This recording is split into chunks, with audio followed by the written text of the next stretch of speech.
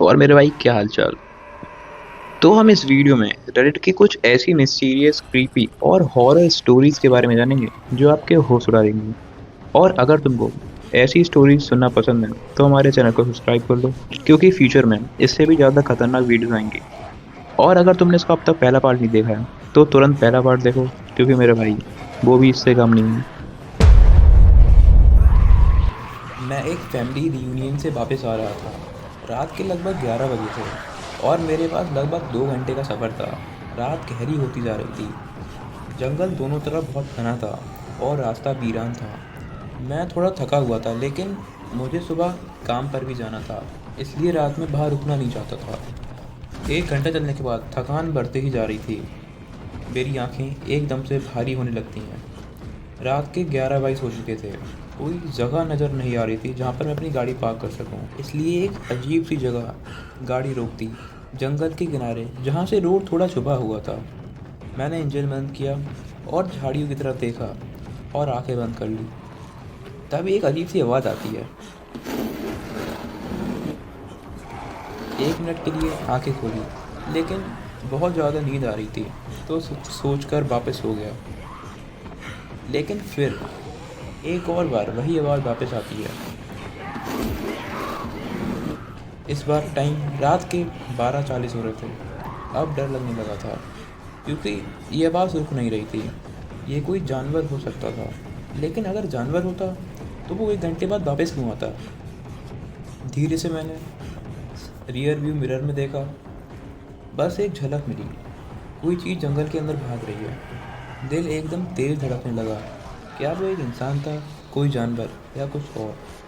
बस ये सोचकर मैंने वहाँ से निकलने का सोचा और मैंने जल्दी से गाड़ी स्टार्ट करी और तुरंत गाड़ी भगाना चालू करी। सिर्फ 100 मीटर आ गई, मैंने एक बैंड क्रॉस किया और देखा कि वहाँ पर साइड में एक गाड़ी पार्क है और उसका एक डोर खुला हुआ है। मैंने धीरे से गाड़ी किया, ब्रेक लगाया और स्पीड कम करी, पर वहाँ पर कोई नहीं था। पर जब मैंने रियर व्यू मिरर में देखा तो मुझे दिखा एक आदमी। वो आदमी अचानक से कॉर्नर से भागते हुए सीधे मेरी तरफ आ रहा था और वो चिल्ला रहा था, तू गाड़ी से बाहर आ, अभी के अभी। उसका चेहरा एकदम गुस्से से भरा था, जैसे वो बस मुझे पकड़ना चाहता हो। उस वक्त मेरे दिमाग में सिर्फ एक थॉट था कि गाड़ी यहाँ पर रुकनी नहीं चाहिए। मैंने पूरा एक्सीलेटर दबा दिया और बिना कुछ सोचे समझे मैं वहाँ से निकल आया। मैंने शीशे में देखा तो वो आदमी रास्ते पे खड़ा था, एक छोटी सी टॉर्च पकड़ के, और वो चिल्ला रहा था। मुझे नहीं पता था वो आदमी कौन था, क्या चाहता था, और उससे पहले क्या उसी ने मेरी गाड़ी को स्क्रैच किया था। पर एक बात तो क्लियर थी, अगर मैं रुकता तो शायद आज ये कहानी सुना नहीं पाता। मेरी मॉम और डैड का 4 साल पहले डिवोर्स हो गया था। डिवोर्स के बाद मेरी मॉम ने जल्दी से एक नया आदमी ढूंढ लिया और मुझे आधे देश के दूसरे कोने में ले गई उससे शादी करने के लिए। अब मैं उसके साथ और उसके बेटे डेविड के साथ उसके घर में ही रहती हूँ। मुझसे हमेशा से डेविड थोड़ा अजीब और स्ट्रेंज लगता था। वो ज़्यादातर अकेला रहता था और उसका कोई ख़ास दोस्त भी नहीं था, इसलिए मैंने सोचा कि उसके साथ फ्रेंडली रहूं। मैंने उसकी हॉबीज़ में इंटरेस्ट दिखाना का नाटक किया और उसको फैशन एडवाइस भी दी।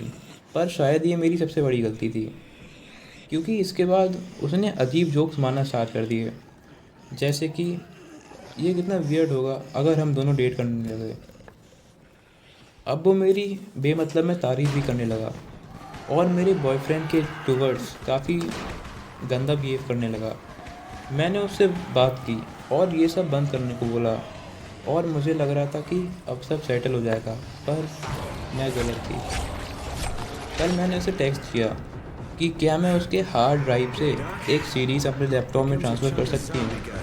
उसने मुझे बताया कि वो हार्ड ड्राइव कहाँ रखी है, पर जब मैंने वहाँ देखा तो वो वहाँ नहीं थी, इसलिए मैंने उसकी डेस्क में चेक किया। एक हार्ड ड्राइव मिली जो मुझे लगा कि वही है।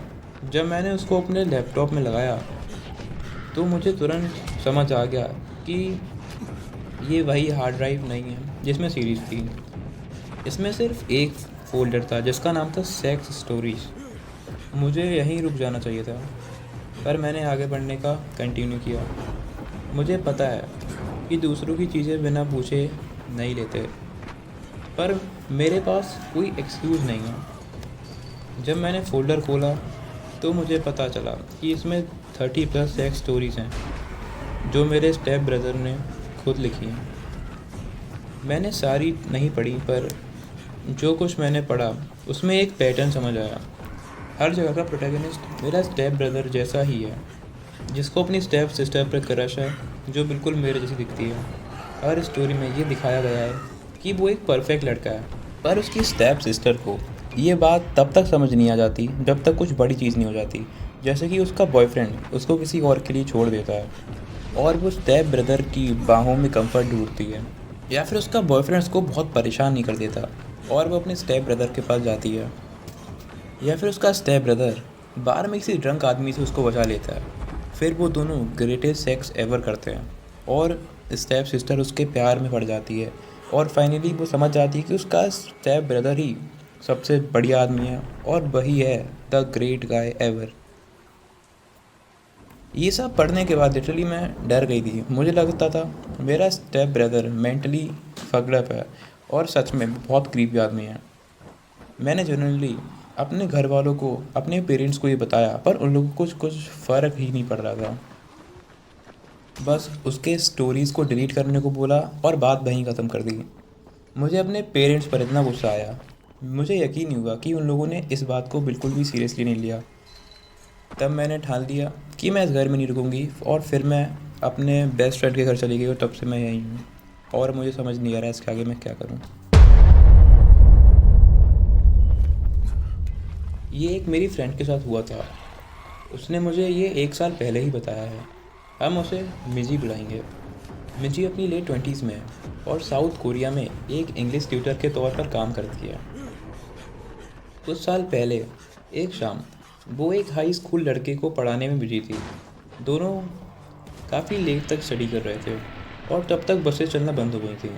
उसका घर काफ़ी दूर था, तो उस लड़के ने मिजी से रिक्वेस्ट की कि अब वो उसके घर रात में रुक सकता है और सुबह पहली बस पकड़कर वापस चला जाएगा। पहले तो मिजी ने मना किया, क्योंकि एक टीनेज मेल स्टूडेंट को अपने घर पर रोकना थोड़ा अजीब लग रहा था, लेकिन लड़का बहुत रिक्वेस्ट कर रहा था तो आखिरकार मिजी मान गई। वो दोनों मिजी के 1 रूम अपार्टमेंट में गए। मिजी अपने बेड पर सो गई और लड़के ने फ्लोर पर एक ब्लैंकेट बिछाकर वो भी वहाँ लेट गया। रात के करीब 2 बजे मिजी अचानक से उठती है। वो लड़का उसे उठा रहा था और कह रहा था, मुझे बहुत भूख लग रही है, चलो कहीं घूमने चलते हैं। मिजी ने आंखें खोली और उसकी बातें सुनकर वो एकदम शॉक्ड रह गई। अभी रात के 2 बजे कौन जाता है खाना खाने, लेकिन लड़का जिद कर रहा था, नहीं मुझे अभी कुछ खाना है, चलो रेस्टोरेंट चलते हैं।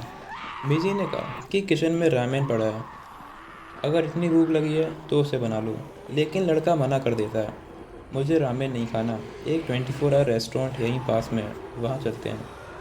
लड़के ने काफ़ी टाइम तक मिजी को कन्विंस किया और आखिरकार मिजी मान गई और वो लोग रेस्टोरेंट जाने लगे।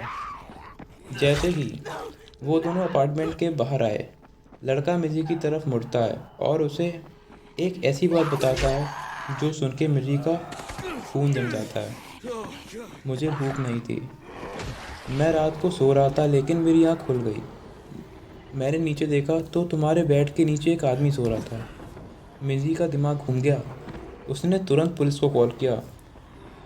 पुलिस के आने के बाद एक ऐसी सच्चाई सामने आई जो सच में दिमाग हिला देने वाली थी। वो आदमी पिछले 2 महीने से मिजी के अपार्टमेंट में छुप के रह रहा था। रात को जब मिजी सोती थी तो वो उसके बेड के नीचे सोता था। तो वही रात को सोते टाइम तुम लोग भी अपना बेड चेक कर लिया करो, कोई तुम्हारे बेड के नीचे तो नहीं है, या तो क्लोजेट तुम्हारा। ये कहानी कोई रेडिट स्टोरी नहीं है, ये मेरी पर्सनल कहानी है। तो हमेशा तो मैं 5 बजे के बाद ही उठता हूँ, पर आज रात मेरी नींद 3 बजे ही खुल गई थी और इसके पीछे इतना क्रीपी और इतना इतना इतनी पैनिक सिचुएशन हो गई थी कि मुझे उठना पड़ गया।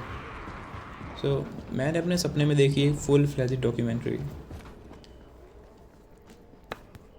अनियप्पा एक 35 साल का आदमी है जो कि हिमाचल प्रदेश में एक सिटी से उत्तराखंड के एक सिटी में जा रहा है। वो अपनी स्कूटी पे है और उसकी स्कूटी बहुत तेज़ चल रही है। रात के लगभग 12 बज रहे हैं। बाकी बाइकर्स को देख के एकदम शौक है कि भाई ये स्कूटी की बिल्कुल लिमिट क्यों पुश करे पड़ा है, जितनी भी होती है 80-85 किलोमीटर की स्पीड, वो उस पर ही चल रहा है। और जब एक राइडर उसको देख के उसको बताने गया कि भाई धीमी कर ले, ये हाईवे है और तू रात में इतना तेज़ क्यों चला रहा है। पर जब उसने अनियप्पा को देखा तो वो एकदम शॉक हो गया, क्योंकि अनियप्पा अनकॉन्शियस था, उसकी आंखें बंद थीं। पहले तो उसने देखा तो शायद ये नींद में है या तो उसकी पलक लग गई है, आई मीन वो सोने लग रहा है। तो भाई वो एकदम से उसको देखता है और वो चिल्लाने लगता है। पर जब अनियप्पा लेफ्ट इंडिकेटर देके अपनी लेन चेंज करता है, वो देखकर उस बंदे का एकदम से दिमाग हिल गया। तो वो तुरंत पुलिस स्टेशन की तरफ जाता है और पुलिस को इन्फॉर्म करता है कि कैसे एक अनकॉन्शियस सोता हुआ आदमी बाइक चला रहा है, स्कूटी चला रहा है और वो लेन्स भी चेंज कर रहा है और जैसे कि कुछ हुआ नहीं है। अगली सुबह हिमाचल प्रदेश के एक फील्ड में हर जगह पिंक कलर पड़ा हुआ है, लाइक लिटरली पूरे ग्राउंड में ही पिंक कलर पड़ा हुआ है। लाल साड़ी और लाल चूड़ियाँ पड़ी हुई हैं और बीच में एक चिता है जिसमें कोई लेटा हुआ है। सब लोग एकदम से उसको देखकर शॉक थे कि ये क्या है, क्या मतलब जादू टोना हो रहा है, ये क्या रिचुअल है, कोई क्या है, क्या माजरा क्या है ये। लेकिन वो चिता पे लेटा कौन था? वो था अनियप्पा। लेकिन अनियप्पा यहाँ तक पहुँचा कैसे? सबको लग रहा था कि वो मर चुका है, लेकिन अनियप्पा जिंदा था। वो अचानक से उठता है और तुरंत जंगल की तरफ भाग जाता है। लेकिन कल अनियप्पा स्कूटी चला रहा था रात में और सुबह ऐसे चिता के ऊपर लेटा है। हुआ क्या था? लोगों को मानना है कि अनियप्पा के ऊपर एक देवता आए थे जो कि अनियप्पा को सेफली उसके घर तक पहुंचा देते हैं और उसको कहीं पे ड्रॉप करना था। तो ये चिता का पूरा कंसेप्ट शायद उनका ही था, जो भी आई मीन, और उसको सेफली पहुंचाने के लिए ये सब किया गया था, क्योंकि अनियप्पा स्कूटी चलाते हुए सो गया था और वो मर सकता था उस टाइम अगर एक्सीडेंट हो जाता उसका। तो सो और मेरे को ना इस जो ये पूरी मैंने आपको कहानी सुनाई, एक एक डिटेल्स लाइक कोई सिनेमैटिक शॉट्स आ रहे हैं अनियप्पा के स्कूटी चलाते हुए और जब वो चिता पे लेटा है ऐसे, और पूरी की पूरी चीज़ मैंने सपने में देखी है और सबटाइटल्स भी थे उसमें। जैसे मेरी आँख खुली 4 बजे, भाई मैंने तुरंत इसको नोट करा अपनी कॉपी में कि ये तो भाई बतानी पड़ेगी। लेकिन फिर जब मैं सोने की कोशिश कर रहा था तो मैं उस रात सो नहीं पाया वापस, क्योंकि जब मैं सो रहा था तो जस्ट मैं लेट ही पाया था वो अपना लिख कर, और मेरे कान में एक बूम आवाज़ आती है जैसे कि मेरे कान में कोई फूंकता है। तो भाई फट गई मेरी फिर तो। लेकिन जब मैं मेरे कमरे में एकदम से पूरा मेरे कमरे में इतना अंधेरा हो जाता है कि लिटरली तुम 1 सेंटीमीटर आगे का भी नहीं देखते, तो मेरे को ऐसा लगा कोई तो भाई चल रहा काला काला सा भाई। तो फिर नींद उड़ गई अपनी और आज मैं ये कहानी सुना रहा हूँ। सो अगर तुमको कोई सी भी कहानी अच्छी लगी हो और अगर तुम ऐसी ही कहानी फिर से सुनना चाहते हो, ख़तरनाक और इससे भी ज़्यादा क्रीपी और मिस्टीरियस कहानी, तो प्लीज़ गाइस फॉलो कर लो और लाइक भी कर देना। Thanks for watching.